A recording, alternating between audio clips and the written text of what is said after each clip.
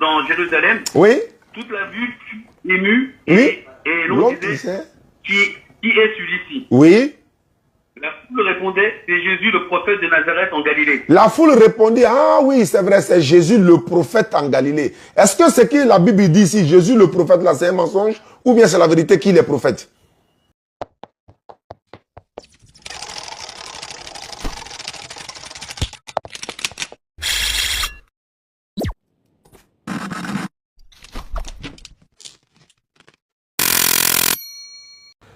Comment on appelle ça? Vous m'appelez de la France, c'est ça? Tout à fait. Vous êtes chrétien. Vous avez dit votre nom, c'était quoi? Jean. Ok, Jean. Ouais, pas Jean le Baptiste, mais Jean. Ok, c'est la même chose. Il n'y a pas de souci. Ça veut dire que vous regardez nos vidéos? Je regarde vos vidéos, des vidéos de Gédéon, je regarde un peu tout. D'accord, mais qu'est-ce que vous nous reprochez alors? Ou bien c'était, vous appelez pour savoir des choses sur l'islam ou quoi? Non, en fait, quand je regarde vos vidéos, quand vous débattez avec des chrétiens, je vois que lorsque le chrétien, quand vous faites des débats face à face, quand le chrétien il veut expliquer la chose, bah déjà le peuple il rigole derrière, donc ça l'empêche de parler, et vous l'empêchez d'aller jusqu'au bout de ce qu'il a à dire. Donc ça veut dire que les gens ne peuvent pas bien comprendre qui est Jésus et pourquoi on dit que Jésus il est Dieu. Maintenant, vous avez, comment on appelle ça, vous avez vos raisons pourquoi vous pensez que Jésus n'est pas Dieu. Et en fait, je voudrais que vous m'expliquiez qu'est-ce qui vous fait dire que Jésus n'est pas Dieu et quelle est la raison, s'il vous plaît. Ok, merci beaucoup déjà. Le fait que nous disons que Jésus n'est pas Dieu, ce n'est pas nous qui le disons en fait. C'est lui-même qui a dit qu'il a été envoyé par Dieu. Est-ce que vous comprenez? C'est lui-même qui l'a dit de sa propre bouche, j'ai été envoyé par Dieu. Mais nous savons très bien que quelqu'un qui a été envoyé par Dieu ne peut plus être Dieu lui-même. Ça, ce n'est pas, même avec le Saint-Esprit, c'est pas possible. J'ai été envoyé par Dieu. Ben, je suis un envoyé de Dieu. C'est aussi simple que ça. En fait, nous nous basons, c'est vrai, on va parler sur tous les versets. Oui, il a dit ci, cela. Si on se base simplement sur ces phrases-là, il n'a jamais dit je suis Dieu, il a dit c'est Dieu qui m'a envoyé. Mais c'est un envoyé de Dieu, tout simplement. D'accord. Alors, si je peux me permettre, oui. Vous avez dit que le Coran était basé sur la Bible, d'accord, et que vous avez entre guillemets amené des améliorations dessus. On est d'accord? J'ai pas dit ça. Personne n'a dit ça de notre côté. Nous on n'a jamais dit le Coran est basé sur la Bible. Mais en fait, vous reconnaissez la Bible, vous reconnaissez les autres livres. Non, allô?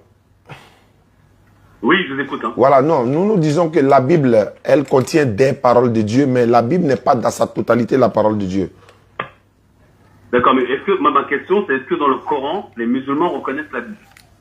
Dans le Coran, la Bible n'est pas mentionnée dans le Coran, mais c'est l'évangile qui est mentionné dans le Coran et la Torah, et non la Bible. D'accord. Voilà, c'est deux choses différentes. La Torah et l'évangile, vous la reconnaissez ou pas? Nous reconnaissons la Torah, nous reconnaissons l'évangile et non les évangiles. Il y a aussi une différence à ce niveau-là. Parce que les évangiles sont selon, la Bible même nous aide en disant, ça c'est selon Matthieu, ça c'est selon Marc, ça c'est selon Luc, c'est selon Jean. Quand on dit selon, ça veut dire je me désengage, c'est pas moi. C'est selon Jean c'est Jean qui a dit. Voilà, donc c'est pas moi. Voilà, donc la Bible, comment on appelle, le Coran reconnaît la Torah, l'évangile et le psaume. D'accord. La Torah, ce sont les lois de Moïse qui ont été données par Dieu. Bien sûr. Et d'accord, on est d'accord? Oui. Et déjà dans l'Ancien Testament, il parlait de la venue de Jésus-Christ. Et Jésus, parce qu'on sait que Dieu, quand l'ange apparaît, il donne des noms aux prophètes ou à des gens, les noms en hébreu ont une signification. Voilà. Quand quand l'ange apparaît à Marie, il lui a dit, tu donnes le nom de Jésus. Jésus en hébreu, qui veut dire Dieu est avec nous. Non. Jésus ne veut pas dire Dieu est avec nous. C'est Emmanuel qui veut dire Dieu est avec nous. Pas Jésus. Non, Emmanuel veut dire... Comment? C'est Emmanuel. Tu as dit Jésus veut dire en hébreu Dieu est avec nous. C'est pas vrai? Ah oui, non. Jésus veut dire Dieu sauve. Dieu sauve, excusez-moi. Voilà. Vous avez raison. C'est Dieu sauve. Ok. Et Emmanuel, il s'appelle aussi Emmanuel. Dieu est avec nous. Donc il n'y a aucun prophète ou personne biblique que son prénom signifie ça. Emmanuel veut dire Dieu est avec nous et Jésus veut dire Dieu sauve. Mais attends, savez-vous? Et Jésus, quel était son rôle? Non. Son rôle était de quoi? C'était de sauver. Quel était le rôle de Jésus? Le rôle de Jésus, avant de parler du rôle de Jésus, vous n'êtes pas d'accord sur nous, disons avec nous sur sa divinité, mais vous allez déjà sur le rôle de Jésus, pas d'abord le rôle. Vous avez posé une question, sur quoi nous nous basons pour dire qu'il n'est pas Dieu. J'ai donné 2 phrases. Ouais. Il n'a jamais dit je suis Dieu, il a dit je suis un envoyé de Dieu. Maintenant vous basez sur quoi pour dire qu'il est Dieu? A-t-il une fois dit je suis Dieu? Alors, il a jamais dit, ni dans l'Ancien ni dans le Nouveau Testament, je suis Dieu. Très bien. Mais les paroles, d'accord? Mais les paroles, d'accord, qu'il y a dans l'Ancien Testament, les écrits des prophètes et autres, montrent qu'il est Dieu. Quand on parle déjà dans Jean 1, verset 14, il dit quoi? Il dit, au commencement, c'est la parole, et la parole était avec Dieu, et la parole était Dieu. Et j'ai vu dans une de vos vidéos, Ousmane Diané, il dit, oui, il y avait Dieu, et ensuite, il a envoyé sa parole. Ce n'est pas possible. Non. Pourquoi? Parce que, si, dans une des vidéos, Ousmane dit, il explique, j'ai plus tous les termes, il dit que la parole c'est la création. D'accord? Et Dieu ne peut pas exister et sa parole existe après lui. C'est pour ça que c'est marqué, au commencement était la parole, et la parole était avec Dieu, la parole est Dieu. C'est comme si vous, Ismaël Aka, votre bouche, tout ce que vous sortez de votre bouche, d'accord, vous la transformez en une chair. Vous n'êtes pas né et votre parole est venue après. Vous êtes né avec votre parole. C'est pour ça que c'est marqué, au commencement était la parole, et la parole était avec Dieu, et la parole était Dieu. Cette parole a vécu avec nous, en chair. Pourquoi? Parce que au commencement, et c'est là qu'on on lit dans... C'est dans... Attendez, que je ne dise pas des trucs. Voilà. Donc Colossiens 2.9. Si vous avez la Bible, Colossiens 2.9. Vous voulez que je la lise? Vous pouvez lire? D'accord. S'il vous plaît. Ok, il n'y a pas de souci. Colossiens 2, verset 9. Je suis à la page et je lis ceci. C'est car en lui habite corporellement toute la plénitude de la divinité. Top. En lui habite toute la plénitude de la divinité. En lui corporellement. Donc, c'est clair et net. Corporellement, ça veut dire que dans le corps de Jésus-Christ, la divinité de Dieu est là. Dieu s'est fait, Dieu est capable, d'accord, de se matérialiser. Vous savez, dans l'histoire de Moïse, d'accord, quand il y a le buisson ardent, vous savez que Dieu a apparu à Moïse dans le buisson ardent. Dieu n'est pas un buisson qui brûle. Dieu peut se transformer en n'importe quelle forme. Donc Dieu peut faire comprendre à l'homme, d'accord. Vous dites que Dieu peut se transformer en n'importe quelle forme, c'est ça? Oui. D'accord. C'est pas l'homme qui peut se transformer en Dieu. L'homme ne peut pas se transformer en Dieu. Mais là, Dieu peut se transformer en ce qu'il veut. La Bible dit... Est-ce qu'on est d'accord, est-ce qu'on est d'accord, si, je sais pas, je crois que c'est marqué dans le Coran, est-ce que Dieu est apparu à Moïse dans un buisson ardent? Avant de répondre à ça, vous dites des choses. Voilà pourquoi souvent, quand vous dites on ne laisse pas les gens parler, c'est pas parce qu'on ne les laisse pas parler. Quand ils disent des choses qui sont pas cohérentes et qui peuvent tromper la lanterne des gens, on intervient automatiquement. Vous avez dit que Dieu peut transformer... Voilà. La Bible dit c'est faux. Je vous donne le verset. Ésaïe 29, 16. Ésaïe 29, le verset 16. La Bible dit ceci. Attendez. Voilà. Vous prenez, vous suivez avec moi. Attendez, 2 secondes. Hein. Ok. Que vous. Ésaïe 29, verset 16.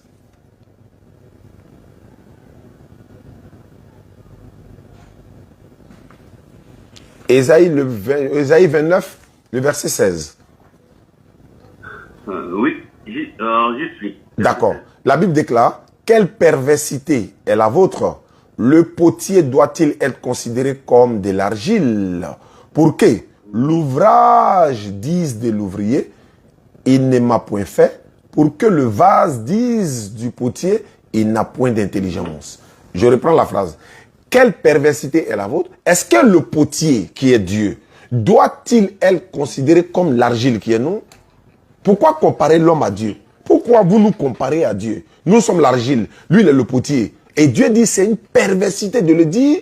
Comme vous dites par exemple, Dieu est devenu un homme. Dieu est descendu sur terre, Dieu est remonté.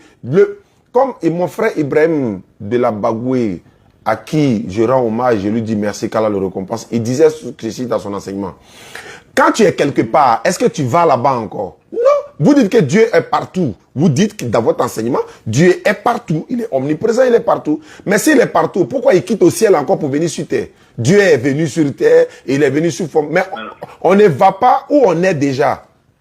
Il est déjà sur terre selon vous, il est partout sur terre. Mais vous dites non, il est descendu, il a pris forme humaine. Mais la Bible dit, d'accord. La Bible dit, je peux. je vais terminer rapidement une phrase.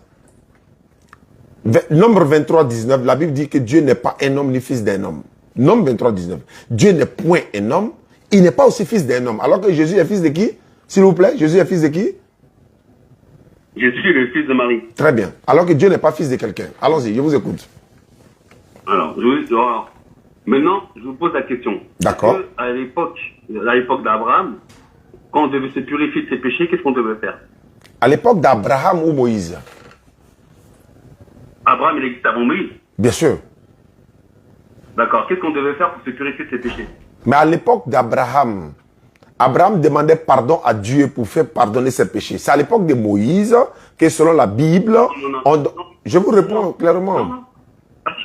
Attendez, je vous arrête tout de suite. À l'époque d'Abraham, vous pouvez vérifier, on donnait des holocaustes à Dieu. D'accord? D'accord. Des sacrifices, on prenait un agneau qui est pur et sans péché, qui est pur et sans tache, et on posait les mains dessus, d'accord, pour que le péché soit remis sur l'agneau, d'accord, et que le sang de l'agneau, comme il était sans tache, nous purifie. C'est ce qu'ils faisaient à l'époque. Il y a des gens qui ont donné des fleurs de farine, pas d'animal. Ils ont donné farine pour être pardonnés des péchés. Dans la Bible. Il y a des gens qui ont donné des fleurs de farine. 1 Samuel. Ils ont donné des fleurs de farine pour être pardonnés. Pas forcément animal. Oui, mais qui donne des fleurs de farine? Moi, je vous parle comment, à l'époque d'Abraham, Abraham marchait, c'était le Dieu d'Abraham, d'Isaac et de Jacob. C'est comme ça que Dieu voulait que les gens soient purifiés. Qu'on donnait à l'Holocauste un agneau. Donc, qu'est-ce qui s'est passé? C'est une symbolique déjà que dans le Saint-Testament, il prouve que c'est Jésus qui va être crucifié pour le monde entier. Et c'est marqué dans la Bible. D'accord? Vous parlez de la divinité de Jésus ou la crucifixion? Je ne comprends pas. Vous m'avez appelé là. Vous dites que vous n'êtes pas d'accord que nous disons que Jésus n'est pas Dieu. C'est pour ça que vous m'avez appelé. Oui, je parle de la divinité de Jésus. En fait, je vous explique jusqu'au bout. Donc, quand il a dit à Abraham, Dieu a dit à Abraham de donner son fils en sacrifice, d'accord, lorsqu'il a voulu lever le couteau pour sacrifier son fils, Dieu a dit, c'est marqué, ne lève pas la main sur cet enfant, Dieu se pourvoira. Donc, ça veut dire se pourvoira, ça veut dire Dieu se donnera lui-même en sacrifice. Non. C'est un événement pour montrer ce que Jésus allait faire, ce que Dieu lui-même allait faire. Dieu n'a jamais dit qu'il va se donner lui-même en sacrifice. N'interprétez pas comme vous voulez, frère.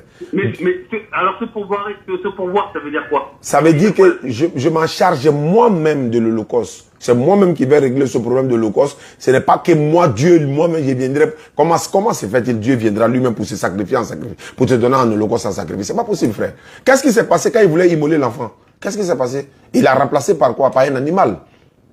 N'est-ce pas? Un animal. Voilà, pour dire que Dieu ne prend pas plaisir au sacrifice humain. Chose que vous enseignez, frère. Dieu ne prend pas plaisir au sacrifice humain, sinon il allait laisser Abraham immoler son fils. Mais il le remplace par un bélier, pas pour pardonner le péché. Ça aussi, il faut tenir compte. Abraham n'a pas voulu immoler son fils pour pardonner le péché de quelqu'un. Il faut préciser ça. Parce que, voilà. Mais je finis de vous expliquer. C'était à l'époque, pour qu'on s'appelle des péchés, il fallait mettre la main sur un animal sans tache. Oui, au temps de Moïse, on le faisait. Voilà, pour que l'animal brûle et toi, tes péchés sont consumés. C'est ce qu'il a dit. Il y a des gens qui ont donné des fleurs de farine pour pardonner. Ils n'ont même pas donné animal. Je peux continuer. Vas-y, je vous écoute. Je vous écoute. C'est ce que, comme le peuple, il y en a qui suivaient Dieu, d'autres qui ne suivaient pas, qui créaient eux-mêmes des idoles.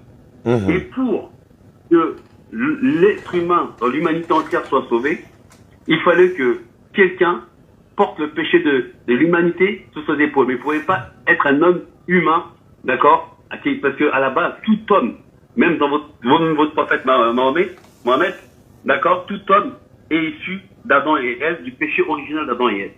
Donc dans le sang du... C'est pas islamique. C'est pas islamique. C'est pas islamique ça. En islam, on n'hérite pas du péché originel. Le péché originel n'existe pas en islam. Adam a péché, c'est pour lui. Si moi je pêche, c'est pour moi. Même dans la Bible. Oui, mais on est tous... Oui, mais Ismailaka, on est d'accord qu'on est tous... Non, Oustaz Diané. Oui ou non? Pardon? Non, Oustaz Diané, excusez-moi. On est tous descendants d'Adam et Ève, non? Bien sûr. D'accord. Donc, à la base, ils ont péché. Donc, ils ont le sang du péché originel qui découle en eux. C'est pour ça que Jésus-Christ est venu par le Saint-Esprit. Il n'avait pas le sang du péché. Mais... Et la personne qui devait porter les péchés du monde, les gens qui devaient porter les péchés la personne qui devait porter les péchés du monde, ne devait pas avoir de sang qui est souillé par le péché de base. Mais la Bible... Jésus est pur et sans péché. Non, non, non. La Bible ne le dit pas. C'est vous qui le dites. La Bible dit que celui qui est né d'une femme ne peut pas être pur. Celui qui est quelqu'un qui est né d'une femme. Ils n'ont pas dit un homme et une femme. Toute personne qui est née d'une femme ne peut jamais être pure. C'est selon la Bible, ça. Donc, nous, en islam, nous reconnaissons que les prophètes sont purs. Oui, je suis d'accord. Mais Jésus n'est pas né d'une femme. Il n'est pas né d'une femme. Attends, non. J'ai pas dit d'un homme et d'une femme.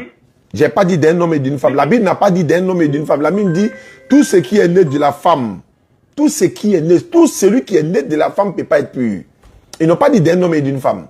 Si tel est le cas, Adam n'est pas né d'un homme, Adam n'est pas né d'une femme, dans ce cas, il est quoi? Il est pur aussi. Donc, il ne faut pas dire ça. Adam et Ève, mais on est d'accord que Adam et Ève, avant qu'ils goûtent au fruit du péché, ils étaient purs, ils n'avaient pas de péché en eux. Ce que je veux dire, en fait, ce que vous dites, je n'ai pas dit non. Vous dites que Jésus est le seul sans péché. Là, il ne faut pas dire ça dans la Bible.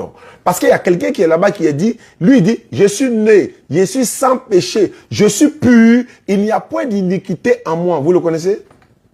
Quelqu'un a dit ça, c'est pas Jésus. Vous savez c'est qui? C'est qui? Job. C'est qui? Job. Job 33, verset 9. Il dit, je suis pur. Je suis sans péché. Je suis né, il n'y a point d'iniquité en moi. Jésus-Christ ne l'a jamais dit. Alors que Jésus-Christ est né d'une femme. Job 25, 4 dit, personne ne peut naître d'une femme et être pur. Mais pourtant, Jésus-Christ est né d'une femme. Jésus-Christ est né d'une femme. Vous répondre à ça? Allons-y. Oui, tout à fait. Mais sauf que Job, il est né suite à une copulation entre un homme et une femme. Mais il a dit qu'il est pur. Il n'a pas péché. Il a dit qu'il est pur, clairement. Il a le droit de dire qu'il est pur. Mais Job, il a jamais été ressuscité. Pourquoi Jésus ressuscite? Parce qu'on ne lui a pas ôté la vie, c'est lui qui a donné sa vie. Mais quand vous parlez quand vous parlez des résurrections, il y a des gens qui ont été ressuscités avant Jésus. Savez-vous ça? Vous savez, dans la Bible? Il y a des gens qui ont été ressuscités avant Jésus. Élisée a ressuscité des morts. 1 Roi chapitre 17, verset 24 à 34. Il a ressuscité l'enfant mort d'une veuve. Et puis Élie a ressuscité mort. Élisée a ressuscité mort. Avant que Jésus-Christ ne vienne. Ça c'est 1, 2. Même l'apôtre Pierre a ressuscité Tabitha dans les Actes des Apôtres chapitre 9, verset 36 à 39. Acte 9, verset 36 à 39. Est-ce que ça fait d'eux des dieux? Non. Est-ce que ça fait des personnes pures sans péché? Non. Chez nous en islam, les prophètes ne pêchent pas en fait. D'accord. Est-ce que vous pouvez me lire Philippiens 2, 5 à 11? On s'en va dans Philippiens. Il n'y a aucun souci, frère. Il n'y a pas de problème. Je vais lire. Donc, pour dire que, voilà, vous pouvez lire Lévitique 5, verset 11. Il y a des gens qui ont donné des fleurs de farine pour que leurs péchés soient pardonnés. Lévitique 5, verset 11. Je vais dans Philippiens maintenant. Philippiens chapitre 2, vous avez dit. Verset combien? 5 à 11. Voilà, verset 5 à 11. Philippiens chapitre 2, 5 à 11. Et en vous, le sentiment qui était en... Oh là là là là là, ok.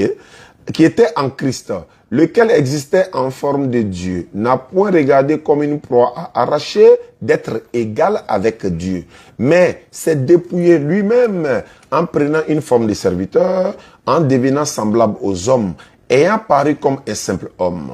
Il s'est humilié lui-même en se rendant obéissant jusqu'à la mort, même jusqu'à la mort de la croix. Verset 9. Okay. C'est pour... Alors, okay. On parle de qui là? On parle de qui? Bon, vous dites que c'est de qui il s'agit. C'est vous qui avez donné le verset. Moi, j'attends que vous parlez et puis moi, je vous pose la question. Pour vous, on parle de qui là? Et on parle de Jésus-Christ. Merci. Donc, il s'est dépouillé lui-même. D'accord? C'est-à-dire que Dieu, il a enlevé, d'accord, sa divinité qui était au ciel pour venir en forme humaine. Ce n'est pas ce que... Et sur la croix, il est mort pour que les hommes comprennent comprenne qui il est. Quelle flagrante contradiction. Vous savez pourquoi je le dis? Vous avez dit Dieu s'est dépouillé lui-même, venir sur la terre, mourir pour les hommes. Alors que ta propre Bible dit que Dieu ne peut jamais mourir. Regardez la contradiction. Vous dites que Dieu s'est fait homme, il est venu sur terre et il est mort. Mais en même temps, la Bible dit Dieu ne lui peut pas mourir. Donc, dans ce cas, qui était mort? C'est ça la contradiction. Jaouli, non, on reste dans Philippiens. Je vais continuer la suite de Philippiens. Vous allez comprendre ce que Paul voulait dire dans Philippiens chapitre 2, 4 à 9. Parce que le même Paul a dit dans 1 Corinthiens, le même Paul, après avoir dit cette lettre aux Philippiens, il a aussi dit dans la lettre qu'il a adressée aux Corinthiens, dans Corinthiens 11, 3, il dit Dieu est le chef de Christ. Donc s'il a dit ici que Christ est Dieu, mais il n'a même pas dit que Christ est Dieu. Vous savez pourquoi? Le verset 9 à 11 va nous situer tout à l'heure. Attendez, vous avez dit où? On était dans Corinthiens combien? 1 Corinthiens 11, verset 3. 1 Corinthiens 11, verset 3. Je veux cependant que vous sachiez, c'est Paul qui le dit, le même Paul qui a parlé dans Philippiens, c'est le même Paul qui parle. Je veux cependant que vous sachiez que Christ est le chef de tout homme. L'homme est le chef de la femme. Mais Dieu est le chef de Christ. Mais si Paul a dit que Christ est Dieu, en se dépouillant de toute sa divinité, venir prendre une forme de serviteur, chose que vous n'avez pas compris, il ne va pas aller dire encore que Dieu est le chef de Christ dans Philippiens, et dans Corinthiens. Il ne va pas aller dire encore que le Dieu de notre Seigneur Jésus-Christ dans Éphésiens. Éphésiens 1, 16 à 17, Paul dit, je ne cesse de rendre grâce pour vous, faisant mention dans mes prières, en fait que le Dieu de notre Seigneur Jésus-Christ, le Père de gloire, vous donne un esprit de sagesse dans sa connaissance et dans sa révélation. Le Dieu de notre Seigneur Jésus-Christ. Mais il a déjà dit dans Philippiens, selon vous, que Dieu s'est dépouillé lui-même. Mais il s'avait encore dit dans Éphésiens, le Dieu de notre Seigneur Jésus-Christ. Mais après que Dieu s'est dépouillé, selon vous, en forme de Jésus-Christ, déjà, malgré tout ça, il a son Dieu encore. Non, vous ne l'avez pas compris. Je continue dans Philippiens pour dire ceci. La suite de Philippiens 2, là, ça va te donner la réponse à Philippiens chapitre 2, versets 4 à 8. Verset 9 dit ceci. C'est pourquoi Dieu l'a souverainement élevé et lui a donné le nom qui est au-dessus de tout nom. Il m'arrête là, mais je vais continuer. Il dit, c'est pourquoi Dieu l'a souverainement élevé. Mais Dieu a élevé qui? Jésus-Christ, selon vous, qui est en forme de Dieu. Mais c'est quel Dieu qu'il a élevé encore s'il est déjà en forme de Dieu? C'est pourquoi au verset 10, on nous dit ici, afin que tout genou fléchisse dans les cieux, sur la terre, on dit, afin que au nom de Jésus, tout genou fléchisse. Il y a des personnes qui interprètent mal ces passages-là. Ils disent que tout genou fléchit devant Jésus. La Bible n'a jamais dit que les genoux fléchissent devant Jésus, mais au nom de Jésus. Parce qu'il y a devant Jésus, et puis il y a au nom de Jésus. Comment vous expliquez que Jésus est censé être un être humain normal, et les genoux doivent fléchir devant un prophète ou un messager de Dieu? Pourquoi au nom de ce messager? Pourquoi il ne fléchit pas au nom de Moïse, au nom d'Abraham? Pourquoi il fléchit au nom de Jésus? Non. Quand on dit au nom de Jésus, ce n'est pas devant. Je répète encore, ce n'est pas devant. Jésus lui-même là, Jésus lui-même, mon frère Jean. Jésus a fléchi les genoux devant Dieu lorsqu'il priait.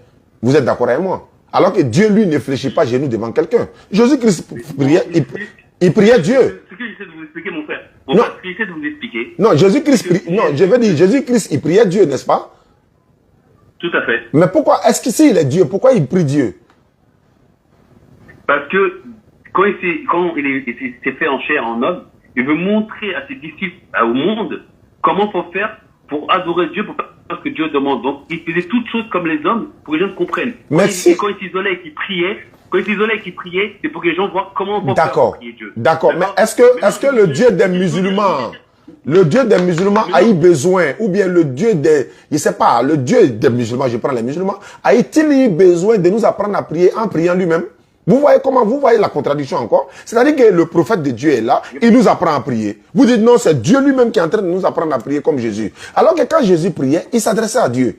Jésus est sur la terre, il prie Dieu dans les hauts du ciel. Et Dieu est dans le ciel, Dieu dit, oui. Celui-ci est mon fils bien-aimé. La voix qui s'est fait entendre du ciel là, est-ce que c'est la même voix qui était là, s'est fait baptiser sur la terre? Non. Jésus s'est fait baptiser à terre, Dieu parle du haut des cieux pour dire, celui-ci est mon fils bien-aimé. Le Dieu qui parlait du haut des cieux n'était pas celui qui était en train de se faire baptiser. C'est ce que je vous explique, frère. Vous n'allez jamais, vous ne pouvez jamais prouver que Jésus-Christ est Dieu. Oui. Alors, est-ce que je peux vous répondre? Je vous en prie. Allons-y, mon frère Jean. Alors, on va aller dans Jean 23. On s'en va là-bas comme ça. Jean 20, 23, il n'y a pas de problème. Jean chapitre 20, verset 23, vous avez dit, hein? Ouais. D'accord, je suis à la page. Jean 20, 23, il dit ceci. Ceux à qui vous pardonnerez les péchés, ils les seront pardonnés. Et ceux à qui vous les retiendrez, ils les seront retenus. Ça, ce sont les disciples de Jésus lorsqu'il les a envoyés, puis il leur a dit, ils pourront pardonner le péché. Je vous écoute. Tout à fait. Tout à fait. Allez jusqu'au 28. Allez jusqu'au verset 28. Ah ouais, Jean 20, 28, ouais, où Thomas lui dit, mon Seigneur et mon Dieu. Ok, il n'y a pas de problème. Jean 20, 28, Thomas lui répondit, mon Seigneur et mon Dieu. Point d'exclamation. Et Jésus lui dit, parce que tu m'as vu, tu as cru. Heureux ceux qui n'ont pas vu et qui ont cru. Heureux ceux qui n'auront pas vu et qui ont cru. D'accord. Il dit, mon Seigneur et mon Dieu. Ouais, il lui dit, mon Seigneur et mon Dieu. Voilà. Juste avant, au verset 26, 8 jours après, les disciples de Jésus étaient de nouveau dans la maison et Thomas se trouvait avec eux. Jésus vint, les portes étaient fermées, se présenta au milieu d'eux. Et il dit, c'est Jésus qui dit, la paix soit avec vous. Puis, il dit à Thomas, avance ici ton doigt et regarde mes mains. Avance ici ta main et mets-la dans mon côté. Ne sois pas incrédule, mais crois. Et parce qu'il l'a vu, parce que quand il était sur terre, il appelait mon Seigneur. Il appelait Seigneur quand il était sur terre. Et quand il a vu, il a cru, il a dit, mon Seigneur et mon Dieu. Parce qu'il n'est pas seulement Seigneur, il est son Dieu. Mais est-ce qu'il y a point d'exclamation? Est-ce qu'il y a le point d'exclamation? J'ai fini juste. Après Jésus, il dit, parce que tu as vu, tu as cru. Heureux ceux qui ne voient pas et qui croient. Alors, nous d'aujourd'hui. Mon frère. On ne croit pas au Seigneur, on croit au Dieu. Je suis d'accord. Vous savez, vous avez lu juste avant le verset 26 jusqu'à 28 pour m'amener à comprendre le contexte. Je suis d'accord. Je vous ramène dans le même contexte. Pouvez-vous me lire le même verset, Jean 20, mais le verset 17 cette fois-ci? 17? Le verset 17 du même Jean 20 que vous avez donné. Jean 20, le verset 17, s'il vous plaît. Et puis après, on descend au 30 à 31. Jean 20, verset 17. Alors Jésus lui dit, ne me touche pas, car je ne suis pas encore monté vers mon Père, mais va trouver mes frères, et dis-leur que je monte vers mon Père et votre Père, vers mon Dieu et votre Dieu. Vous voyez? Il dit, je monte vers mon Père qui est votre Père, vers mon Dieu. Jésus que vous prétendez être Dieu est en train de dire aux disciples, avant même que Thomas lui dise mon Seigneur et mon Dieu, Jésus leur avait déjà dit, mon Seigneur et mon Dieu. Mon Seigneur et mon Dieu, ok. Thomas lui a dit ça, mais Jésus leur dit, je monte vers mon Dieu qui est aussi votre Dieu. Et juste après, non, j'ai pas fini. Juste après votre verset 28 que vous avez donné, on lit le verset 30 à 31 du même Jean. Parce que c'est Jean qui a écrit son évangile. Et c'est lui qui est mieux placé pour nous dire qui était Jésus. Et regardez le verset 30 à 31. Jésus a fait encore à présent de ses disciples beaucoup d'autres miracles qui ne sont pas écrits dans ce livre. Mais, ces choses-là, c'est-à-dire, Thomas a dit mon Seigneur et mon Dieu. Jésus a dit, celui qui m'a vu a vu le Père. Ces choses ont été écrites afin que vous, Jean, à qui je parle, afin que vous croyez que Jésus est le Christ, le Fils de Dieu. Et qu'en croyant, vous aurez la vie en son nom. Mais afin que vous croyez que Jésus est qui? Ils n'ont pas dit afin que vous croyez que Jésus est Dieu. Non, c'est Jean qui le dit. Pardon? Oui. Vous m'entendez? Oui. Je vous entends. J'ai reçu un appel, donc j'ai coupé. Je vous entends.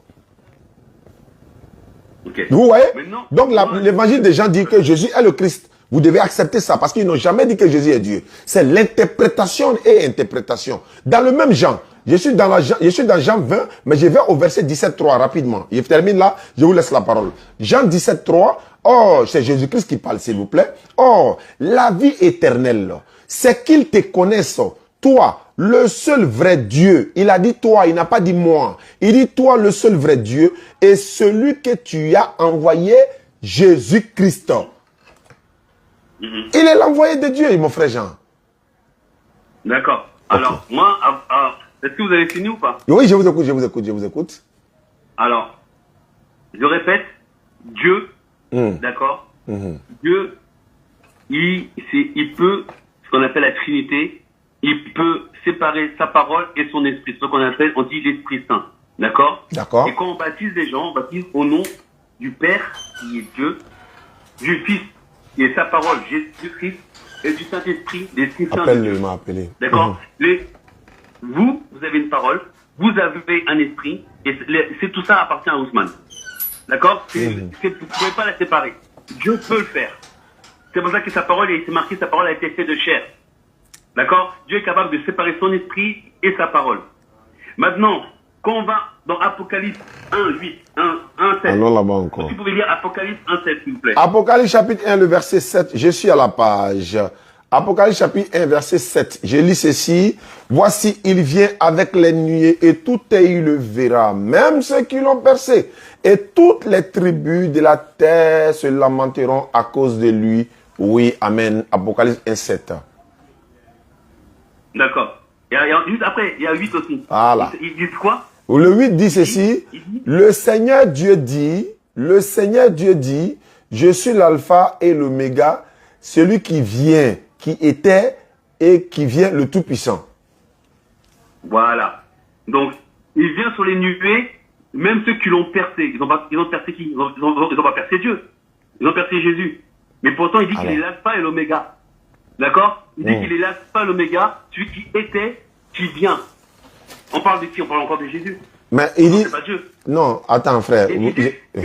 Vas-y. C'est marqué noir sur blanc que Jésus est Dieu. Non. C'est marqué puisqu'il dit, il viendrait sur les nuées, il viendrait sur les nuées, d'accord, même ceux qui l'ont percé. Et après, juste derrière, il dit, il est l'alpha et l'oméga, le Seigneur Dieu. Non, il n'a pas dit, la Bible dit, je vais prendre la version du second parce que c'est ce que vous utilisez. Sinon, dans la version parole de vie, on dit, le Seigneur Dieu déclare, je suis l'alpha et l'oméga. C'est-à-dire, Jésus répète les propos de Dieu qu'on trouve dans Ésaïe 44. Alpha et l'oméga, ça est dans le livre d'Ésaïe. Et ces paroles-là sortent de la bouche du prophète. Mon frère, est-ce que vous êtes d'accord? Est-ce qu'un être humain, est-ce qu'un prophète peut dire, je suis l'alpha et l'oméga? Quel prophète peut se permettre de dire ça? Le prophète qui l'a... Il y a une phrase... Depuis Genèse. Oui, il y a une phrase... Le prophète peut se permettre depuis Genèse qu'aujourd'hui. Il y a des prophètes qui ont dit ça. Le prophète Ésaïe l'a dit, frère. Et le prophète Ésaïe a dit plus que ça. Il a dit, je suis Dieu. En dehors de moi, il n'y a pas un autre Dieu. Ésaïe 46, 9. Parce que ces paroles-là sortent de la bouche d'Ésaïe. N'est-ce pas? Est-ce que Ésaïe est Dieu? Mais qu'est-ce qu'il fait? Il répète les paroles de Dieu. Il ne fait que répéter ce que Dieu a dit. Parce que dans le livre d'Ésaïe, les paroles du livre d'Ésaïe sortent de la bouche d'Ésaïe. Mais ces propos d'Apocalypse sortent de la bouche de Jésus. Est-ce que c'est Jésus qui a écrit le livre d'Apocalypse? Non. Regardez ce qu'il dit, le livre. Vous avez sauté une phrase d'Apocalypse 1.8. Il faut faire très attention. Hein? La Bible déclare ici. Je suis l'alpha et l'oméga, dit le Seigneur. Dit. C'est-à-dire, d'après le Seigneur, ce sont les paroles de Dieu qui répètent. C'est la même chose comme dans la parole de vie, il a dit ceci, le Seigneur Dieu déclare. C'est Jésus qui le dit. Oui. C'est vrai que ça sort de la bouche de Jésus, mais il ne parle pas de lui-même. Et puis d'ailleurs, pour couper coup même, vous avez donné Apocalypse 1, 8, 7, 8, je vous donne Apocalypse 1, 1. Apocalypse 1, verset 1. Oui. Révélation de Jésus-Christ que Dieu lui a donné. Qui a donné à qui? Dieu. Révélation de Jésus-Christ que Dieu lui a donné pour montrer à ses serviteurs les choses qui doivent arriver bientôt et qu'il a fait connaître par la voix de son ange à son serviteur Jean. Révélation de Jésus-Christ que Dieu lui a donné. Entre Jésus-Christ et Dieu, qui a donné révélation à qui? C'est Dieu qui donne révélation de Jésus-Christ à Jean. Oui, parce que quand Jésus a reçu la révélation. En voilà, il dit là, donc on va se ressourcer un peu. Nam. Jésus, quand il parle à ses disciples, il parle de façon en parabole pour qu'ils comprennent. C'est ça que je vous explique. Est-ce que je peux vous donner un verset, vous allez lire pour... Je ne dis pas comme ça. D'accord, je vais vous donner un verset. Matthieu, vous pouvez me lire Matthieu 21, 17? Matthieu, attendez. On va voir si Jésus-Christ... Parce qu'il y a des paroles de la Bible que beaucoup de personnes... Non, c'est pas 17, 10 à 11, voilà. Matthieu 10 à 11? Non, Matthieu 21, 10, 11. Matthieu 21, 10 à 11.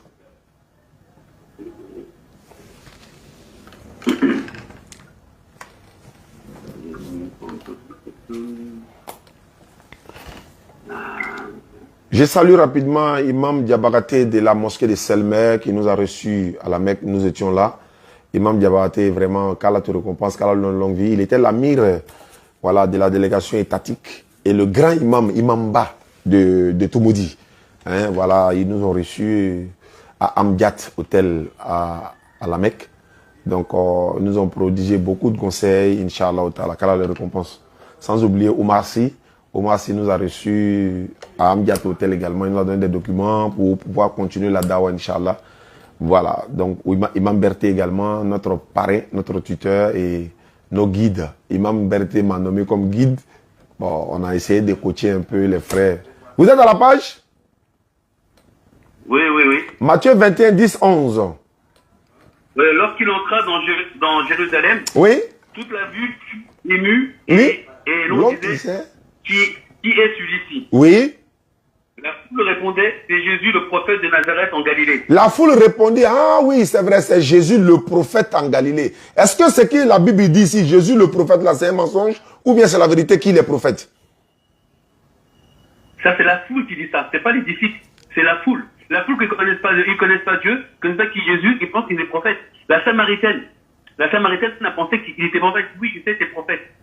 Non. Quand Dieu n'apparaît pas aux gens, quand Dieu n'apparaît pas aux gens, d'accord, en plus, c'est très bien qu'on prend cet exemple-là. Quand Dieu ne connaît pas les gens, ils pensent qu'il est prophète ou même qu'il blasphème. Non, je veux savoir. La Samaritaine.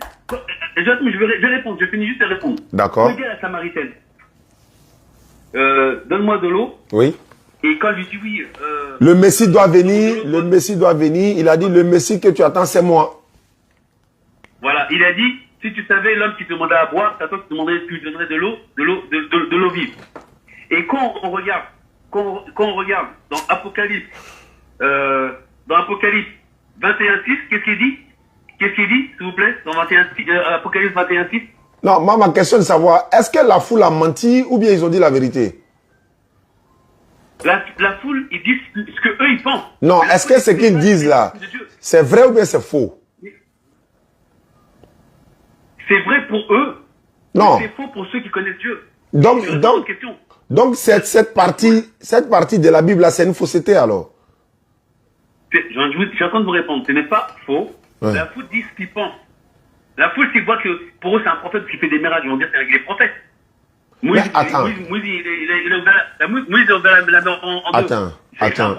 Je vais vous montrer que la foule a dit la vérité. Vous savez pourquoi? La foule a dit la vérité.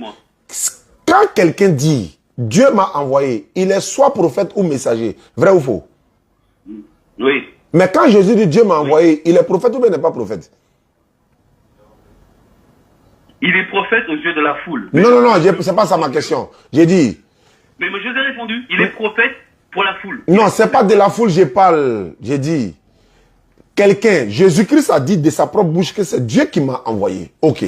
Mais quelqu'un que Dieu a envoyé là, celui-là c'est un envoyé de Dieu là. Il y a deux choses. Il est prophète ou messager. On est d'accord?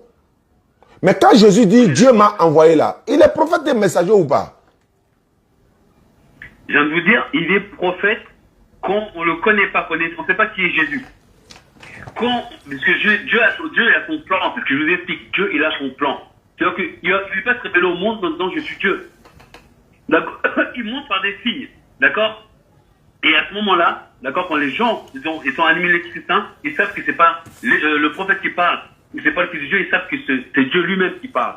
C'est pour ça que ses disciples à Jésus, ils savaient qui il était, d'accord. Et quand on parle de la Samaritaine qui dit, il dit si tu savais qui te demanderait de l'eau, et tu demanderas c'est toi qui aurais demandé de l'eau, il t'aurait donné de l'eau vive.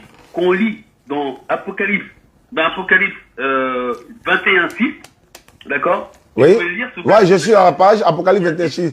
Il me dit, c'est fait. Je suis l'alpha et l'oméga, le commencement et la fin.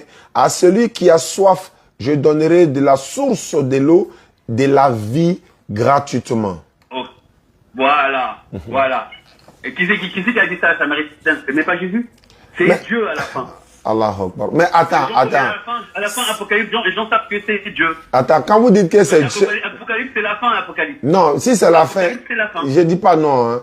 Mais quand vous dites que c'est Jésus qui a dit ça à la femme samaritaine, qu'est-ce qu'il a dit à la femme samaritaine? La femme samaritaine lui a dit quoi? Je vois que tu es prophète. Il dit, va appeler ton mari.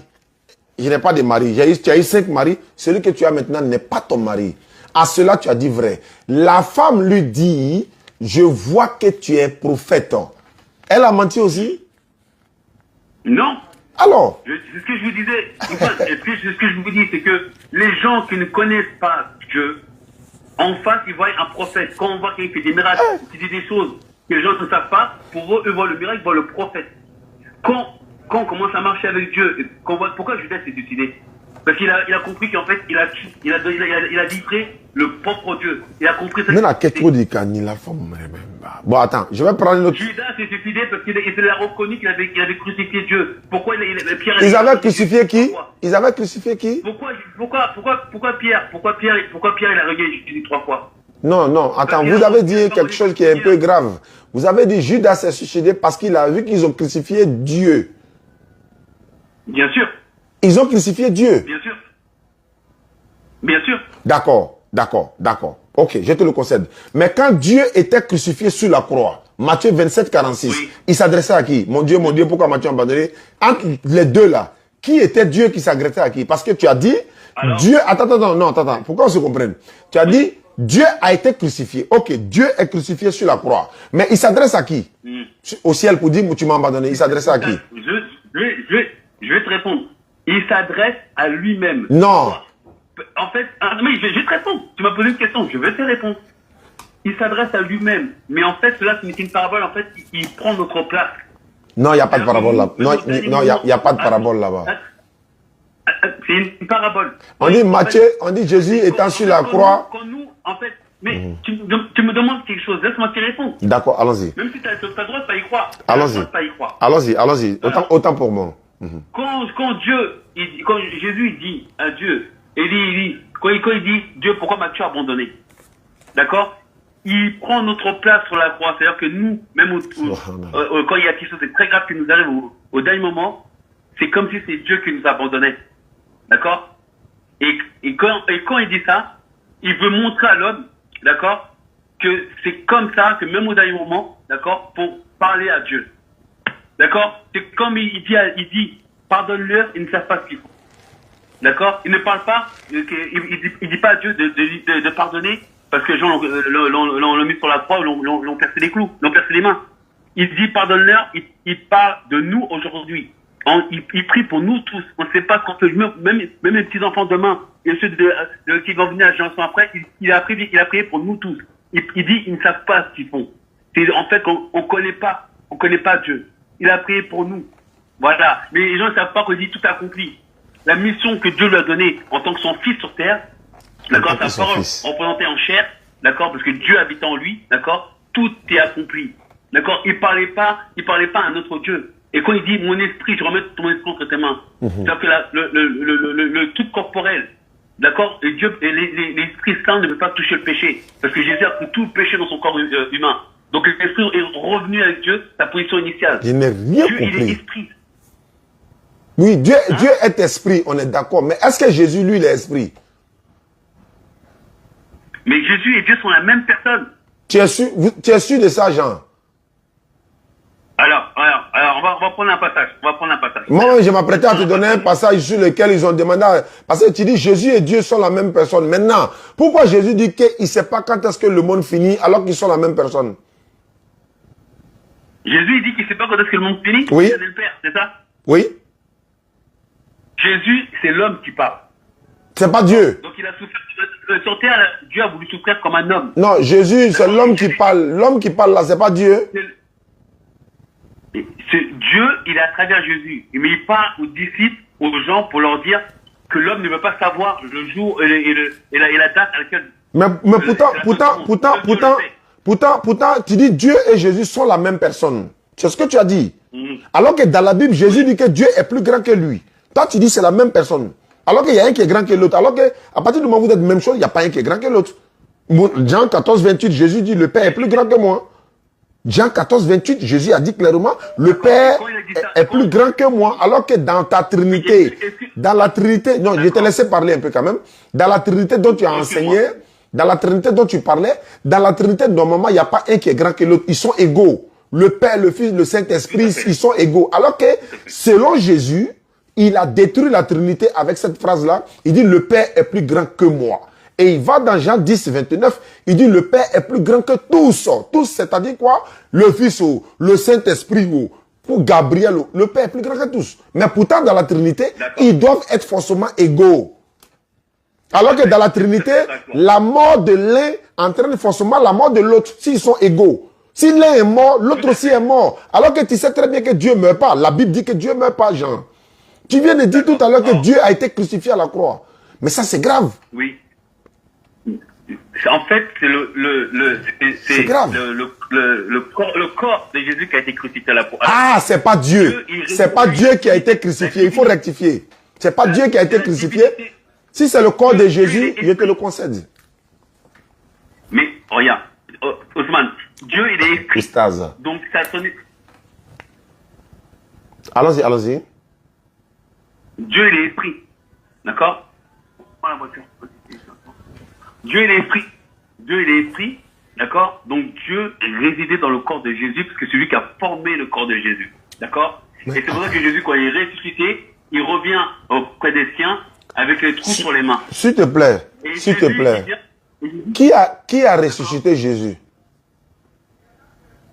Mais c'est Dieu lui-même qui ressuscite. C'est pas, on l'a pas ressuscité. Non, Dieu, non, attends, qui a ressuscité Jésus? Voilà ma question. Selon la Bible, selon la Bible. Oui. Selon la Bible, là, qui a ressuscité Jésus? C'est Jésus lui-même qui ressuscite. C'est pas Dieu qui le ressuscite. Tu es sûr?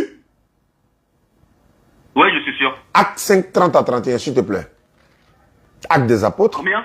Acte des apôtres, chapitre 5, le verset 30 à 31. Et après, moi, je vais lire 1 Corinthiens 15, 24 à 28. Vous allez comprendre quelque chose. Vous lisez Acte des apôtres, chapitre 5, verset 30 à 31. Vous avez dit que c'est Jésus lui-même qui s'est ressuscité. La Bible dira le contraire. Attendez. Acte 5. Verset 30. Ouais. 30. À 35. À 31. 30, 31. 31. D'accord. Acte 5, 30 à 31. Ok, le Dieu de nos pères a ressuscité Jésus que vous avez tué en le pendant au bois. Dieu l'a élevé par sa droite comme prince et sauveur pour donner à Israël la repentance et pardonner les péchés. Tu vois, d'abord, c'est pour Israël, pour pardonner les péchés, c'est pas pour toute l'humanité. Et de deux, on dit c'est Dieu qui l'a ressuscité. Bien que moi, je ne crois pas qu'il soit ressuscité, hein, parce que c'est la Bible. La Bible elle-même dit quelque part qu'il est mort ressuscité. La même Bible dit encore qu'il peut pas mourir ressuscité. Ça, c'est notre débat. Mais Dieu, la Bible, Acte 5:30 dit ici, le Dieu de nos pères a ressuscité Jésus. Toi, tu dis c'est Jésus lui-même qui s'est ressuscité. D'accord. Mais quand c'est marqué le Dieu de notre père, c'est Jésus, qui c'est qui dit ça? C'est quel apôtre qui dit ça? C'est Luc qui a écrit le livre des apôtres, mais c'est Paul qui parle. D'accord. Donc, avant que Jésus revienne... Pierre également a parlé dans les actes des apôtres, oui. Avant que Jésus revienne voir les siens, pour eux, ils ne savaient pas que c'était Dieu. Ils savaient qu'il était ressuscité, mais ils n'avaient pas encore l'Esprit Saint. Ils n'avaient pas encore l'Esprit Saint. Non. Et quand Dieu leur a...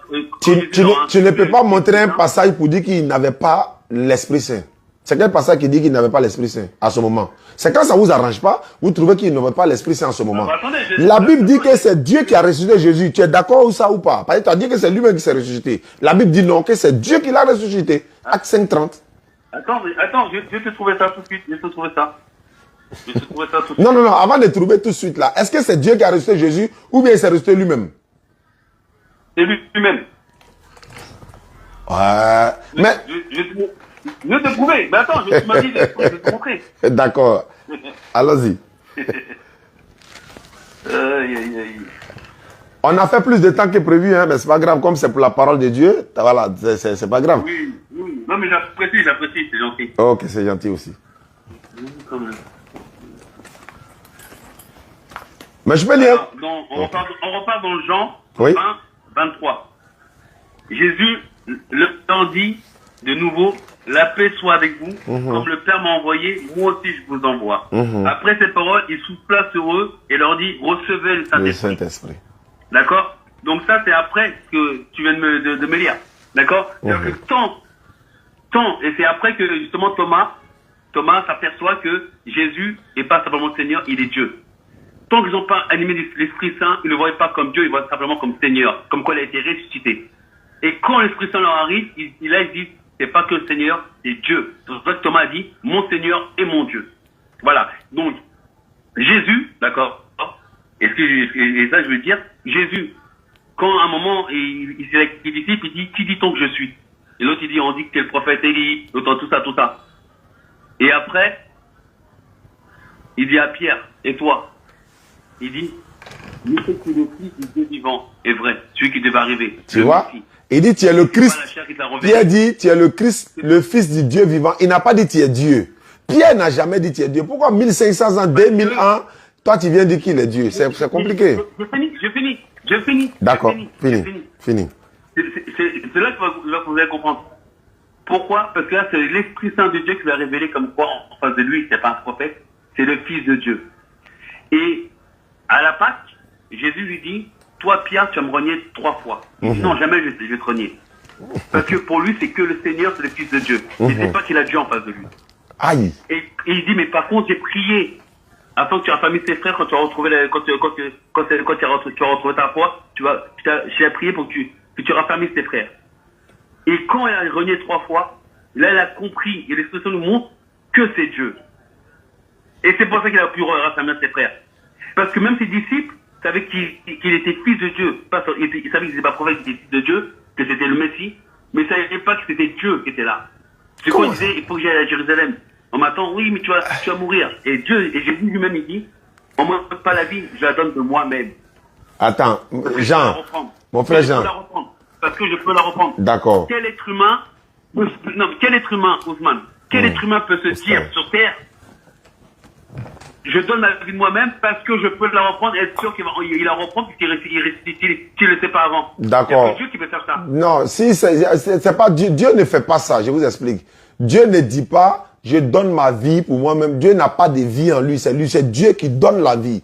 Comment si Dieu a une vie en lui-même comme nous par exemple là, qui lui a donné cette vie-là? C'est Dieu qui est la vie lui-même. Il n'a pas de vie, mais il est la vie. C'est lui qui nous donne la vie. C'est grâce à Dieu nous respirons. C'est grâce à lui nous vivons. C'est grâce à lui on a l'esprit pour vivre, etc., etc. Maintenant, pour dire ceci, vous êtes en train de humaniser Dieu. C'est grave. Je vous ai lu Ésaïe 29, 16. La Bible dit, c'est pas bon de dire que le potier est devenu comme l'argile. Et c'est ce que les païens d'Antioche disaient. Hein? Actes des Apôtres, chapitre 14, verset 8.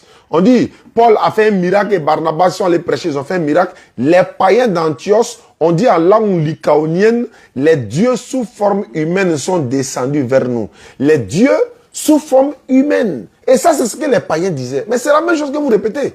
Et regarde ce que la Bible va dire dans 1 Corinthiens 15. Vous savez que Jésus lui-même va passer devant le tribunal de Dieu alors que tu dis qu'il est Dieu. Ça fait 1, 2. Dans le ciel là, Jésus sera assis à la droite de Dieu. Pourquoi il ne s'assoit pas sur le trône s'il est Dieu? Luc 2. Parce que Jésus est la parole de Dieu.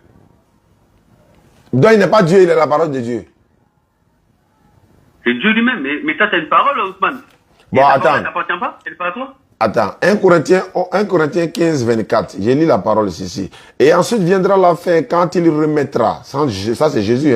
Hein. Je vais commencer au verset 23. Mais chacun a son rang. Christ comme prémisse. Puis, ceux qui appartiennent à Christ lors de son avènement. Ensuite viendra la fin. Quand Christ remettra le royaume à celui qui est Dieu et Père. Après avoir détruit toute domination, toute autorité, toute puissance, car il faut qu'il règne jusqu'à ce qu'il ait mis tous les ennemis sous ses pieds. Le dernier ennemi qui sera détruit, c'est la mort. Dieu, en effet, a tout mis sous ses pieds. C'est-à-dire, Dieu a mis tout sous les pieds de Christ. Mais, lorsqu'il dit que Dieu lui a tout soumis, il est évident que celui qui lui a tout soumis, celui qui lui a soumis toutes ces choses-là est accepté. Alors, toutes choses lui auront été soumises. Alors, le Fils lui-même sera soumis à celui qui lui a soumis toutes choses, afin que Dieu soit un en tous. Le Fils lui-même sera soumis à celui qui lui a soumis les choses. Jésus lui-même là, Dieu lui donne le pouvoir de faire tout ce qu'il veut. Mais au jour du jugement, lui-même, il va se soumettre à la volonté de Dieu. Il sera jugé par le tribunal de Dieu pour aller au paradis maintenant. Parce que pour nous, tous les prophètes sont déjà admis d'office au paradis. Je vais vous poser une dernière question pour que nous puissions terminer. La mère de Jésus-Christ, oui. Elle adorait Dieu ou bien elle adorait son fils? Elle adorait Dieu. Le Dieu qu'elle adorait là, est-ce que c'était son fils?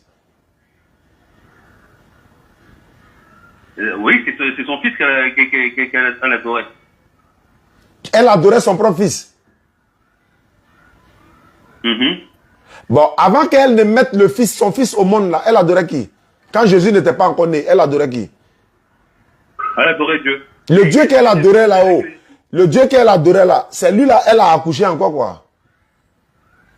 Mais elle a accouché par le Saint-Esprit. Non, c'est pas ma question. C'est pas ma question. Oui. Jésus étant dans le ventre de maman Marie là, et étant dans le ventre de Marie là, Marie adorait quel Dieu en ce moment? Au moment où Jésus est dans son ventre. Marie, elle adorait le Dieu d'Abraham, d'Isaac et de Jacob. Qui n'est pas Jésus. Si, qui est Jésus. Mais et celui qui était dans son ventre là, c'était qui? C'est Dieu incarné, qui est incarné en être humain. Donc Dieu incarné en être humain dans le ventre de Marie. Mais Marie adore qui maintenant? Pendant que Dieu incarné n'est pas encore né. Elle adore qui? Elle continue à adorer Dieu, mais elle ne sait pas que Jésus est Dieu. C'est ça que je vous dis. Le Dieu qu'elle adorait, alors que Dieu incarné est dans son ventre là-haut. L'autre Dieu qu'elle adorait là, lui s'appelle comment? Est-ce que vous savez que... Non, c'est bon. Non, c'est pas... C'est ce qu'il t'a demandé. Tu es un blanc, tu es français, non? Oui. Ah, mais tu as... Bon, tu n'as pas un accent africain, mais tu n'as pas quand même des origines africaines? Si, si. Ah, ça se voit un peu dans ton accent, dans ta voix, en fait. Ok. Si. Non, il n'y a pas de souci. C'était un plaisir d'échanger avec toi. D'accord. Donc... Moi, c'est juste à lire quelque chose. C'est possible. Hein. D'accord, il n'y a pas de souci. Allons-y. Alors, c'est dans Colossiens 1. D'accord. Colossiens 1,15. 1,15. Voilà. D'accord, je vais lire pour toi. Et puis... l'image du Dieu invisible qui est né avant toutes les créatures. D'accord. Car tout a été créé par lui dans le ciel et sur la terre, les choses visibles et invisibles. Soit les trônes, soit les dominations, soit les principautés et soit les puissances. Tout a été créé par lui et pour lui. Très bien. D'accord. Tout a été créé par lui dans l'univers. Donc, c'est qui? Très bien. On dit, il est l'image du Dieu invisible, non? Oui. Est-ce qu'on peut donner, est-ce qu'on peut donner une image à quelque chose qui est invisible? C'est pour ça que Dieu l'a fait visible. C'est pas ma question. Dieu a fait sa parole visible. C'est pas ma question. Est-ce que tu peux donner une image à quelque chose qui est invisible? Non, on ne peut pas parce qu'on l'a pas vu. Très bien. Voilà pourquoi il faut comprendre. Quand on dit l'image du Dieu invisible, ça veut dire qu'il est le représentant de Dieu sur terre. Ça ne veut pas dire que Dieu le ressemble. Parce que si Dieu le ressemble, ça veut dire que Dieu a des oreilles. On parle pas. Il a des nez, il a des dents, il a tout ce qu'un être humain a et tout ça. Non, c'est quand on parle de ça, Osman, on parle de façon spirituelle. La Bible, c'est que spirituel. Il n'y a rien de... Non, faut pas rentrer dans la spiritualité. Faut pas... Non, la Bible n'est pas... C'est spirituel. Et quand Dieu dit, il a fait... Mais quand Dieu, t'as déjà entendu qu'en quoi on dit Dieu a fait l'homme à son image. Dieu n'a pas fait l'homme à son image. De quelle image parlons-nous alors? Oui, mais il n'a pas fait l'homme à son image physiquement. Il a fait de l'homme à son image avec toutes ses qualités. L'amour, la fidélité. Non, mais c'est même pas physique. C'est même pas physique. C'est même pas physique. Parce que c'était physique, Dieu allait être un homme ou une femme. Il allait être blanc ou noir. Il allait être grand détail ou petit détail. Donc c'est pas physique. C'est pas une image physique. Parce que si c'était une image physique, vous savez que Jésus, il est israélite. Il est blanc. Je ne sais pas s'il est blanc. Mais il est israélite. Jésus, il est juif. Bon, et est-ce que Dieu a une nationalité? Il est né au pays d'Israël. Est-ce que Dieu est né? Jésus était juif. Est-ce que Dieu peut naître? Non. Est-ce que Dieu a une nationalité? Non. Est-ce que Dieu a une couleur? Non. Dieu ne sait pas qu'il peut naître. Mais Ousmane, ce qu'il essaie d'expliquer, c'est que comme Dieu est invisible et Dieu est esprit, pour qu'il se fasse connaître, il a dû se faire en chair. Il n'a pas besoin de ça. Dieu a dit dans la Bible que lui n'a pas besoin de ça. Il a dit, personne ne peut me voir et vivre. C'est pourquoi Jésus a dit, Jésus a dit, celui qui m'a vu a vu Dieu. Celui qui vous reçoit me reçoit. Celui qui me reçoit reçoit celui qui m'a envoyé. Voilà les paroles qui sont là. Vous dites non, c'est pourquoi Dieu est obligé de... Ouais. Les autres prophètes, ils peuvent dire ça. Les autres prophètes, ils peuvent dire ça. Ils en ont dit plus que ça. Ils en ont dit plus que ça. Plus grave même que ça. Ça ne fait pas d'eux des divinités, frère. Hein, frère? Il faut que, voilà, vous essayez quand même de chercher encore plus cette histoire de divinité. Moi, j'ai un document ici, on a dit, vous savez quand est-ce que Jésus est devenu Dieu? C'est au concile de Nicée, vous savez ça, non? Vous savez que c'est au concile de Nicée, au concile de Nicée, l'an 325. Il y a eu élection pour que Jésus devienne Dieu. Voilà si. Voilà le document ici. Il y a le document ici, on dit quoi? Jésus avant les évangiles. Regarde ici encore, bon, comme tu ne vois pas, on dit Frédéric Lenoir. Comment Jésus est devenu Dieu? Comment Jésus est devenu Dieu? Alors que mon frère Jean, on ne devient pas Dieu. Regarde ici encore. Le jour où Jésus devient Dieu, il est devenu Dieu. Alors que, on ne devient pas Dieu. Hein? Est-ce que le document dans lequel tu es en train de me parler, est-ce que le document dans lequel tu me parles, est-ce que ça vient de la Bible? Ben, c'est un chrétien qui l'a écrit. Il a donné tous les versets. Non. Je veux savoir est-ce que ça vient de la Bible. Comment ça vient de la Bible, frère? Je veux savoir, est-ce que le document dans lequel tu me parles, est-ce que ça sort de la Bible? Non, c'est un chrétien qui l'a écrit. Bah voilà, donc pour moi, ça n'a aucune valeur. Ok, très bien. Ça, c'est une très bonne chose. Je vais vous dire une chose. Est-ce que Jésus a une fois dit dans la Bible, je suis Dieu? Je suis Dieu. Non, mais tout ce qu'on a... Non, alors doucement. Comme tu rejettes ce document, il n'y a pas de problème, c'est ton droit, hein, c'est ton droit. Mais puisque Jésus n'a jamais dit que je suis Dieu, pourquoi vous voulez prouver forcément qu'il est Dieu alors qu'il ne l'a jamais dit? Mais parce que c'est vous, les musulmans, qui voulez être sûrs. Parce que moi, je ne comprends pas pourquoi, quand les musulmans ils veulent débattre en disant Jésus n'est pas Dieu. Il faut débattre sur le livre de foi qui est votre Coran. D'accord. Vous voulez quel jour? Quel jour vous voulez que... On va faire un débat, toi et moi, sur le Coran. Si tu veux, on va prouver si Allah est Dieu ou pas. Il est le véritable Dieu créateur des choses. Uniquement le Coran. On ne touche pas la Bible. Oui, voilà, si tu veux. D'accord. Donc, prochain débat entre toi et moi, on va s'appeler la semaine prochaine, Inch'Allah. On va prendre uniquement le Coran et on va parler du Coran et tu me poseras les questions sur l'islam et tu vas savoir tout ce qui est l'islam et même Jésus dans le Coran. Mais ce jour-là, on ne touche pas de Bible. On est d'accord? Parce que moi, mon sujet aujourd'hui, pourquoi? Parce qu'à chaque fois que vous avez des débats, vous parlez de la Bible. Si vous voulez montrer que votre religion, enfin, votre livre de foi, c'est le Coran, Jésus et la Bible n'a rien à faire là-dedans.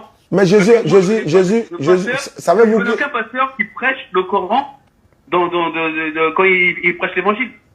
Oui, mais attendez, il y a une chose. Vous dites, et on verra le consolateur. Le consolateur, c'est pas moi. Non, doucement. Vous savez, attendez, mon frère Jean, est-ce que Jésus, est-ce que Jésus-Christ appartient aux chrétiens?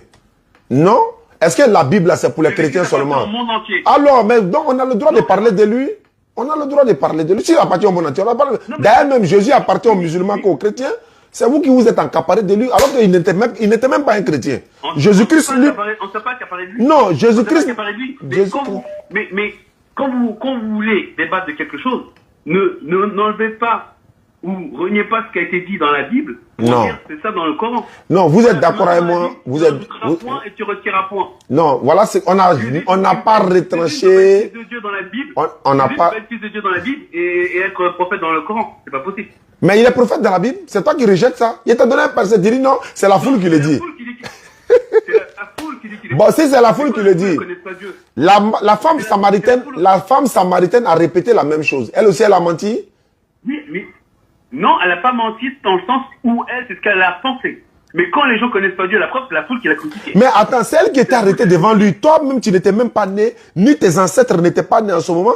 Et puis, elle a dit à Jésus devant lui-même qu'il est prophète. Mais mon frère Jean, toi, tu as dit aujourd'hui qu'il est Dieu.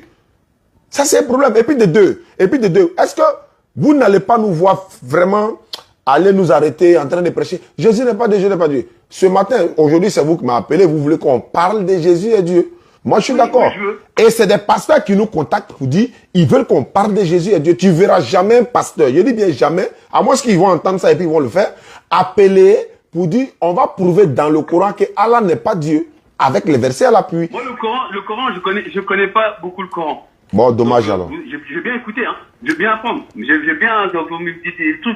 Donc, ce qu'on va faire, ça, y a pas tout. non, tu pourras, même si tu ne connais pas le Coran, tu vas poser des questions sur l'islam. Tu vois? Tout ce qui est ambigu pour toi dans l'islam, pourquoi ci, pourquoi ça. Voilà, ça sera avec plaisir, mon frère Jean. En tout cas, ça m'a fait plaisir d'échanger avec toi. Moi, ça m'a fait très plaisir. Voilà. Et en plus, tu es quelqu'un d'intelligent qui débat beaucoup. Merci beaucoup. Et j'apprécie. D'accord. Donc, voilà. Donc, merci. On maintient le contact. Merci beaucoup, mon frère. Merci. Que Dieu te bénisse. Merci. Elle te bénisse aussi. Au revoir. Alhamdulillah Rabbil Alamin. Wa salatu wassalamu ala rasulillah. Je voulais passer un message extrêmement important. Le premier message, c'est un numéro que j'ai ici, que je vais parler de ça tout à l'heure. Et n'oubliez pas que demain c'est dimanche, non, Inch'Allah. Nous sommes aujourd'hui le 30. Voilà, le 30 juillet 2022. Nous sommes aujourd'hui le 1er Muharram 1444 de l'Égypte. Alhamdulillah Rabbil Alamin. Wa salatu wassalamu ala rasulillah. C'est le premier jour de l'an musulman. Aujourd'hui, c'est le 1er janvier des musulmans. Beaucoup ne le savent pas, mais Inch'Allah, beaucoup nous ont appelés pour nous souhaiter bonnes fêtes, etc., etc. Voilà. Merci à tous ceux qui nous ont souhaité les bonnes fêtes. Nous sommes quittés au pèlerinage, alhamdulillah. On a fait beaucoup de doigts pour tous ceux qui nous suivent à travers le monde, sans exception. Aux chrétiens, aux musulmans. Aux chrétiens, qu'Allah les guide sur le droit chemin. Aux musulmans, qu'Allah renferme nos foi et qu'Allah nous fasse de nous des musulmans pieux et sincères. J'ai reçu un frère imam. C'est un imam. Il est venu au bureau, il vient de partir. Vous savez, quand quelqu'un se lève pour aller t'expliquer ta situation, vraiment, il veut que tu trouves une solution pour lui.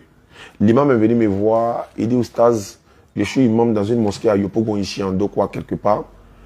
Ça fait vraiment près de 2, 3, 4 ans maintenant que je suis l'imam dans la mosquée. Mais j'ai des difficultés. Je lui demande quel genre de difficultés. Il dit, Oustaz, si j'ai dit aux gens de me donner l'argent, ce ne serait pas la solution. Est-ce que tu ne peux pas m'aider pour que les gens puissent m'aider pour avoir une activité à côté, même si c'est une petite boutique? Et il a commencé à expliquer la situation, donc j'ai compris que, certes, nous on peut dire qu'on a des problèmes, mais pour lui, il est plus que pour nous, quoi. Quand tu as des problèmes et que quelqu'un a plus de problèmes que toi, tu laisses pour toi d'abord, et puis tu règles son cas. Donc je lui ai dit, même, ce que moi je peux faire, c'est d'annoncer dans mes directs pour que la communauté musulmane puisse venir t'appeler. Moi, je ne vais pas donner mon numéro, voilà, mais je vais donner toi ton numéro, ils vont t'appeler. Et Inch'Allah, ceux qui pourront t'aider à avoir une petite activité, une petite boutique pour que tu puisses continuer l'imama dans ta mosquée. Parce qu'il a dit que même dans le tarawih de l'année passée, les longues prières que nous faisons la nuit, même les 10 dernières nuits, il a fait seul. Il a fait tout ça seul. Même Tabaski, cette année-là, pour avoir son mouton, c'était difficile. Il a eu que 35 000 francs. Il n'a pas de salaire. Il ne travaille pas. Il est imam de la mosquée. Chaque matin, il se lève pour faire prier les gens à la mosquée. Vous voyez, ce n'est pas facile. Hein? Beaucoup sont dans la même situation que lui. Beaucoup sont dans la même situation que lui.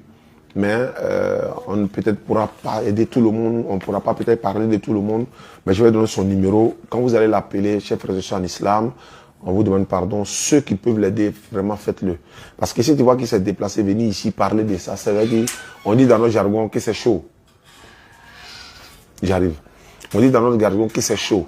Donc, Imam a laissé son contact. Il avait du mal même à laisser le contact parce qu'il a dit que voilà, il veut que ça soit dans l'anonymat. Je lui ai dit, mais bon, ma manière de t'aider, c'est d'annoncer. Il a dit, bon, il va donner notre numéro. Donc, il a donné son numéro pour ceux qui pourront vraiment l'appeler pour l'aider. Il a dit, même vendredi passé, quand, après le sermon, hein, voilà, les fidèles, il y a un fidèle qui est venu lui donner 2000 francs CFA, ça fait quelque chose de 4 euros, ou bien 3 euros comme ça. Donc, c'est vrai, il ne fait pas ça pour de l'argent. Honnêtement, ce n'est pas pour de l'argent. Mais nous savons ce que nos imams font pour la communauté musulmane. Nous étions à la Mecque, Inch'Allah, on a vu. Nous, on se levait à 3 h du matin pour arriver à la mosquée, pour prier la prière du matin de l'aube à 4 h 20. Mais quand on va à la mosquée, que l'imam est là tous les jours, vraiment, il va falloir y penser, quoi. Je demande vraiment à la communauté musulmane, ceux qui peuvent l'aider, de l'appeler sur ce numéro-là. Il est au plus 225, pour ceux qui ne sont pas en Côte d'Ivoire, plus 225 01 71 02 44 90. 01 71 02 44 90. Imam Abdul Malik. Voilà. Et je lui ai demandé, mais et celui qui t'a mis comme imam dans la mosquée, où est-il? Il a dit, il est décédé. Je lui ai dit, oh, qu'Allah lui fasse miséricorde. Et son fils, bon, il a expliqué un peu la situation. Donc, ça fait que lui, son adjoint, il y a des adjoints même qui l'ont laissé, ils sont partis. Pas à cause d'argent.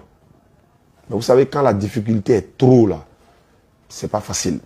Donc, vraiment, ceux qui nous suivent à travers le monde, appelez-le. Il m'a dit, Oustaz, je veux simplement avoir une petite activité à côté. Et je suis concentré sur l'imama. Je vais prier les gens le vendredi. Même les vendredis, c'est lui qui fait les prières. Il est l'imam de la mosquée, en fait. Donc, les vendredis, c'est lui qui fait la prière. Il a dit juste une petite case pour pouvoir nourrir sa famille. Et puis, il continue de faire prier les gens, quoi. Donc, je répète son numéro. En tout cas, qu'Allah fasse que cela tombe dans les oreilles de nos frères musulmans en Allah. Même les non-musulmans, pourquoi pas. Ils peuvent l'aider. Voilà. Donc, quand on fait les doigts entre nous, et Allah va accepter ces doigts-là avec la bonne volonté, quoi. Imam Abdul Malik, il est au 01 71 02 44 90 plus 225 l'indicatif. Qu'Allah facilite.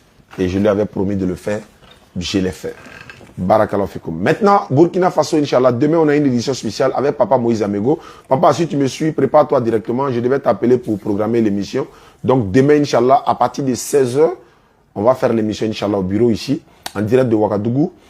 Moïse Amego, l'organisation Burkina Faso, ils seront là en direct. On va faire l'émission. Il va étaler tout le programme de l'arrivée de la DDA au Burkina pour que, voilà, la mobilisation soit, voilà, bonne quoi, Inch'Allah. Donc c'est le 15, normalement, le 15 août, le mois prochain. Donc dans quelques jours, Inch'Allah, nous serons au Burkina Faso, à Ouagadougou, et dans beaucoup d'endroits de Ouagadougou, même au campus, il y a des télévisions qui sont là déjà où on va passer. Bon, papa va rentrer dans tous les détails demain. Voilà, et on va échanger avec la population burkinabé, que la paix règne au Burkina, en Côte d'Ivoire, en Guinée, au Mali, au Ghana, au Libéria, à Sierra Leone, partout dans le monde. C'est notre souhait. Donc, qu'Allah nous fasse miséricorde, qu'Allah accepte notre hajj, qu'Allah fasse que, voilà, nous retrouvons le jeudi 4 au Figayo, Inch'Allah. Le jeudi prochain, le 4, on se retrouve au Figayo, Inch'Allah. Et le samedi 6, nous serons à Azopé. Azopé, Drissa Fondio est le représentant de la DD à Azopé. Donc, préparez-vous, on arrive. C'est juste une nuit, un jour seulement. On va le samedi et puis on fait la conférence. Normalement, c'est un débat, mais le pasteur, il est rentré en brousse. Vous voyez, quand on quittait à Bangourou pour venir, c'est le pasteur qui on a fait un direct avec lui. Il a confirmé le débat, mais la date qu'il lui avait donnée, ça nous a trouvé que nous, on partait au pèlerinage. Donc, maintenant, on est revenu, on l'appelle, il ne répond pas. Bon, je me dis, mais peut-être qu'il a dû voir nos vidéos parce qu'il ne savait pas que c'était nous. C'est quand il nous a vus et puis bon, il a compris. Mais tout ça, on dit, c'est l'islam qui gagne. Et c'est l'islam qui triomphe, comme je l'ai dit. Donc, je répète encore, je salue Oumassi, le fils de Moustapha Sy, qui m'a reçu à Amdiat Hotel en Arabie Saoudite, à la Mecque. Il m'a donné beaucoup de documents pour les convertir, y compris pour nous-mêmes nos recherches. Imam Diabaraté également, Diabaraté Adam de la grande mosquée de Selmer, également, qui nous a reçus. Il nous a donné beaucoup de conseils. Il a fait droit pour nous dans notre mission qui n'est pas facile. Il nous a donné des conseils également. Voilà, beaucoup de conseils en tout cas. Imam Berté, vraiment qu'Allah te récompense, Imam. Et on a été avec lui au pèlerinage, ça s'est très bien passé. Voilà, il était fatigué. J'ai fait un reportage, Inch'Allah, au pèlerinage là-bas, sur l'agence Vert Paradis. Vous savez, l'agence Vert Paradis, c'est dans cette agence-là qu'Imam Berté est. C'est là que nous sommes partis. Et tous ceux qui veulent partir à la Mecque l'année prochaine, Inch'Allah, préparez-vous déjà. L'agence Vert Paradis est ouverte pour vous. Vous venez vous inscrire. Voilà, comme je le disais à l'introduction, Imam Berté nous a mis à ses côtés pour encadrer les pèlerins. Cette année-là, pourquoi pas l'année prochaine, Inch'Allah. Donc, qu'Allah facilite. Il m'a vraiment fait honneur en ce sens-là. Donc, je salue également Kone, Abakar Kone, qui est mon jumeau. Je salue également l'infirmier Djabi, également, non, le médecin Djabi et l'infirmier Traoré Youssouf. Voilà, on s'est retrouvés là-bas. Vraiment, c'était bien. Il y avait une ambiance. Voilà, Berté a mis une ambiance. Voilà, on était devenu une famille. On restait dans une famille. Malheureusement, il y avait des Koyara parmi nous. Donc, Koyara à la Mecque. C'est comme c'est nouveau à Paris. Merci beaucoup. Donc, n'oubliez pas, je répète, Imam Abdul Malik 01 71 hein, 01 71 02 44 90. Maître Bakayoko, c'est le juriste de la DDR et il est chargé de beaucoup de choses. Il est dans le domaine des terrains, tout ce qui régit ces projets-là. Voilà, il est dans ce domaine-là. Donc, vous pouvez le contacter également. Je vais essayer de donner son numéro. Est-ce que je l'ai ici? Donc, pour ceux qui ont des litiges sur des terrains ou encore vous voulez vraiment régler un certain nombre de problèmes. Tu t'en vas? Ok, Inch'Allah. Hein, de côté juriste, vous pouvez contacter Maître Bakayoko. Donc, Saïd Bakayoko, il est au D120. Donc, je vais essayer de donner son numéro, Inch'Allah, qu'Allah facilite. Merci beaucoup à tous ceux qui nous suivent à travers le monde. Donc, voilà son numéro qui est là. Et il y a un frère guinéen qui m'a envoyé une note vocale. Écoutez ceci. Alors, ok, j'ai compris. Sinon, il faut que vous mettez, vous les ajoutez dans le compte WhatsApp là. Si vous lancez des enseignements, ils vont recevoir. Sinon, c'est beaucoup de vos vidéos, j'ai téléchargé, je les ai données. Une monsieur et sa fiancée, ils se sont convertis. Donc, s'il y a des enseignements que vous lancez dans le compte WhatsApp là, je veux que vous donnez ce compte là, ou bien je vous envoie le numéro, vous me les ajoutez là-bas. Chaque enseignement, ils vont recevoir des... Voilà, ils se sont convertis. Ils se sont convertis à l'islam en regardant nos vidéos en Guinée. Donc, lui les encadre.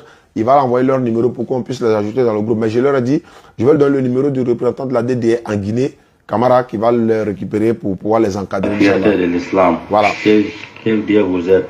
Quel Dieu vous êtes. Voilà les images. Nous sommes très les convertis. Ce que voilà. vous faites là. Les deux. Je crois que c'est les deux. Voilà. Donc, on vous remercie. Nous sommes contents de vous. Donc, voilà un peu, Inch'Allah. Donc, je vais donner le numéro de Maître Saïd. Voilà. Donc, vous pouvez le contacter, Inch'Allah. Qu'Allah facilite. On se retrouve demain, Inch'Allah, à partir de 16h. Demain, à partir de 16h, dans l'édition spéciale avec Papa Moïse Yameogo. Voilà, pour pouvoir mettre le cap sur Burkina Faso. Saïd, il est au 07, le juriste, hein, notre juriste. Voilà, il fait beaucoup de choses et il est musulman. Donc, je lui ai dit, vraiment, il faut travailler avec la crainte d'Allah. En tout cas, jusqu'à preuve du contraire, nous, on le fait confiance 100%, Inch'Allah. Saïd, il est au 07 49 73 49 40. Voilà, Bakayoko Met, Bakayoko Saïd. 07 49 73 49 40. Maintenant, le numéro que j'ai donné tout à l'heure pour aider l'imam, je répète le numéro, on va terminer l'émission, Inch'Allah. 01 71 02 44 90. Voilà, vous appelez l'imam. Ah, Oussa Diana a donné le numéro, on a entendu. Donc, voilà, c'est... Salam alaikum wa rahmatullahi wa barakatuh.